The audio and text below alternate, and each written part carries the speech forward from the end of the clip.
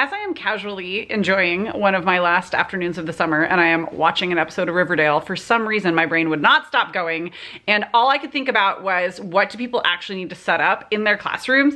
And I had this like thought bubble of how do you know what actually needs to be set up in your classroom for the first day of school versus what is not necessary for the first day of school. So before, you know, Archie and the gang can solve the comet that is streaming towards Riverdale, we have to talk about how to know what you actually need to set up for the first day of school, and then they can save Riverdale. So let's go.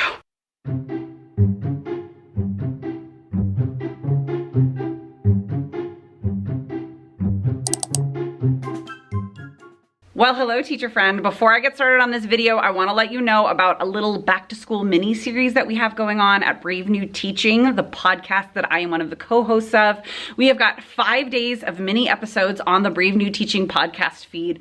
Totally free. You can sign up to follow along and also like get links to all of the materials and things that we have mentioned. Some of them are like wish lists of things so you can see exactly what it is that we're talking about. And some of them are things that are just freebies for you to help you in your planning in this back to school season. So I will put the link in the description box down below, and enjoy today's video. So sincerely, I was just sitting here watching TV because, you know, the kids are at camp and this is what we do in the summer as teachers. And I was thinking about nothing and everything all at the same time. And my brain was just going. So I grabbed Post-its, and I have 4 tips for you.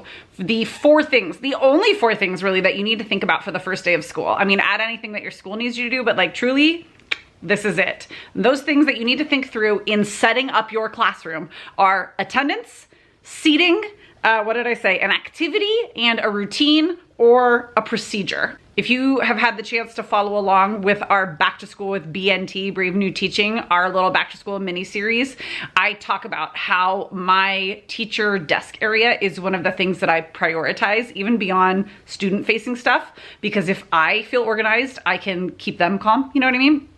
And so attendance is a part of that. How am I going to take attendance?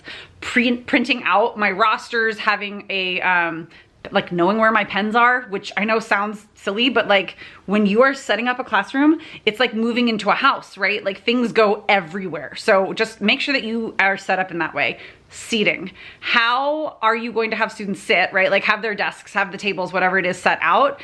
And then, I figure out how you want them to enter the room and how you want them to sit down. Do you want to put their names everywhere? Do you want to start with a seating chart? I like to let students just sit where they're going to sit, and then I watch them for the first couple of days, and my co-teacher and I kind of take notes on our little rosters, and then we create a seating chart by like the 3rd or 4th day of school. So that's just something to think about, like classroom setup.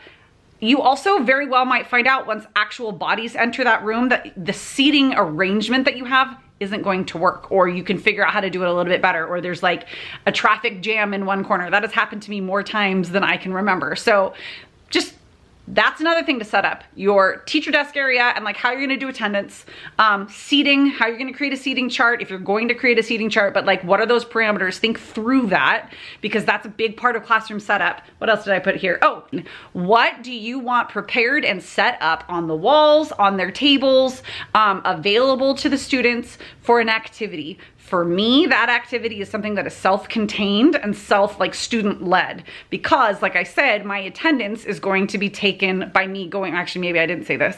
I go around to every single kiddo and I meet them. That's why I have my clipboard with my roster on it. And I say hello, and just like greet them really quickly one-on-one. So I need them all to be doing something, and that something needs to be self-led. Sometimes I'll do stations where they move around from like space to space and they're doing different activities, which is fine. That just means I need to think through like table numbers, like how am I going to put materials in each station? How is all of that going to work out? That should take priority over classroom decor, if you can believe that I'm saying that. Or the decor should be a part of that activity. Like however it is, think through the actual things that are gonna be happening on that first day before you go through the extra bits of it. Don't mind me just pulling a little feather out here. The last thing to think through is the opportunity that you have on the first day to go through like one routine or one procedure with students. For us, it's using Google Classroom. So like Part of my setup is going to be that I have got a classroom code up on the screen. Doesn't sound like classroom setup, but it absolutely is, because it's something I have to physically do before students come in, or like while students are there. I'm gonna make sure that I have extra chargers ready, because on that first day of school, kids probably aren't going to remember their charger. So think through how you can set up your room in a way that actually like facilitates that. If you need to print things out with QR codes on them, if you need to post things all over the room, if you like, the stuff that needs to be set up and done in your class needs to be the stuff that's really going to serve you on like your first 3 to 5 days of school, and the other stuff is gravy. Or if you are not already signed up to follow along with our Back to School with BNT, please make sure that you do that. Look at the description down below and I've got everything there. It is a free mini series, and we talk you through all of these specific things that you may not have thought of, but 2 veteran classroom teachers did think of in helping you get ready for the back to school season. It's not all classroom stuff. A lot of it actually has to do with you as a teacher and like your life and getting you in order so that you feel good about stuff. So, okay friends, thank you so much. It's time for me to get back to Riverdale, and I will see you next time.